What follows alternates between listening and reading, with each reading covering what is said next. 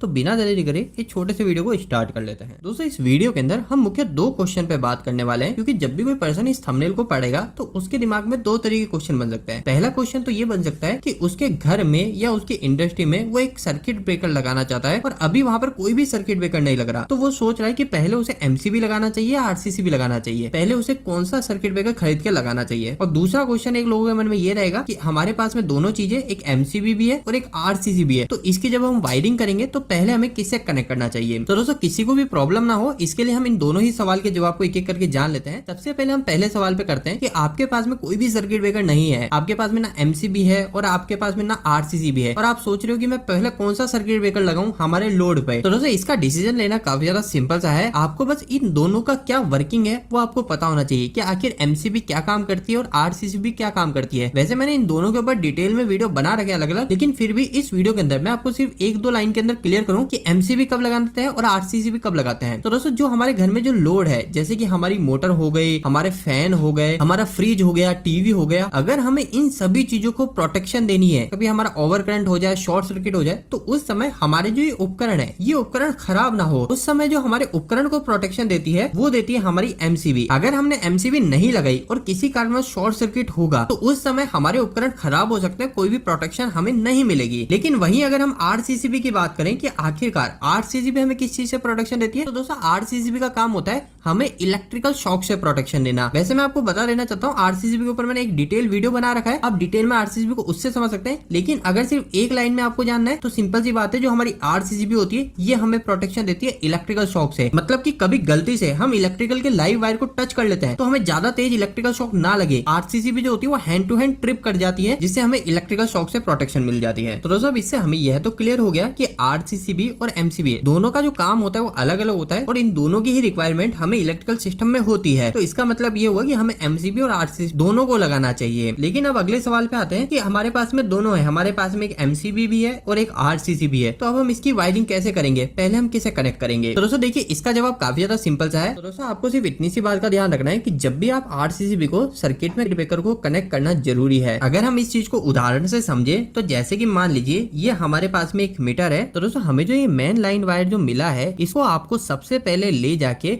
आपकी एमसीबी में कनेक्ट करना है। मतलब कि सबसे पहले जो आप फेज और न्यूट्रल को कनेक्ट करोगे वो आपकी एमसीबी में करोगे और उसके बाद में उस एमसीबी के आउटपुट से जो फेज न्यूट्रल मिलेगा उस फेज न्यूट्रल को आप ले जाके कनेक्ट करोगे आरसीसीबी में। तो यहाँ पे मैंने अब आरसीसीबी लगा दी। अब दोस्तों इसके बाद में हम क्या करेंगे, आरसीसीबी से जो आउटपुट निकलेगा फेज और न्यूट्रल का, इस आउटपुट को आप चाहो तो डायरेक्ट आप आपके लोड से कनेक्ट करा सकते हो। लेकिन कई केसेस में हम क्या करते हैं, हमारे सेपरेट रूम के लिए, किचन के लिए, बाथरूम के लिए, सबके लिए हम अलग अलग सिंगल पोल की एमसीबी देते हैं। तो हम क्या कर सकते हैं, हम आरसीसीबी के बाद में जो हमें सिंगल पोल की एमसीबी लगानी है वो सिंगल पोल की एमसीबी लगा सकते हैं। और जो सिंगल पोल की एमसीबी लगाई है इसके अंदर हम हमारे आरसीसीबी से निकले हुए फेज वायर को कनेक्ट कर देंगे और इसके बाद में सिंगल पोल की एमसीबी से हम हमारे लोड को चला लेंगे और जो हमारा न्यूट्रल होगा वो न्यूट्रल हम डायरेक्ट दे देते हैं। तो दोस्तों इस तरीके से हमारी आरसीसीबी का एमसीबी के साथ में कनेक्शन होता है। अगर आप इस कनेक्शन को प्रैक्टिकल देखना चाहते हो तो आप इस डीबी में देख सकते हो। यहाँ पर सबसे पहले हमारी एमसीबी लग रही है जो मेन एमसीबी है। इस मेन एमसीबी के इनपुट में हमारी मेन लाइन आई और इस मेन एमसीबी के आउटपुट से जो हमें फेस न्यूट्रल मिला है उसको ले जाके हमने आरसीसीबी में कनेक्ट किया और फिर बाद में आरसीसीबी के आउटपुट से जो हमारा फेस वायर था उस फेस वायर को तो हमने रूम 1, रूम 2, किचन और स्टोर इन चारों के एमसीबी से कनेक्ट कर दिया और न्यूट्रल हमारे इन सभी रूम को डायरेक्ट दे दिया और जो रूम 1 की सप्लाई है वो हमने इस रूम 1 की एमसीबी के आउटपुट से दे दी। तो यहाँ पे आपने देख लिया। आपको बस इतना सा ध्यान रखना है, जब भी आप आरसीसीबी को कनेक्ट कर रहे हो तो आपको हमेशा आरसीसीबी से पहले एक एमसीबी को जरूर से लगाना है। लेकिन आरसीसीबी के बाद की जो एमसीबी है ये आप चाहो तो लगा सकते हो, नहीं चाहो तो नहीं लगाएंगे, लेकिन हमेशा आरसीसीबी से पहले एक एमसीबी को जरूर लगाना चाहिए। तो दोस्तों मैं उम्मीद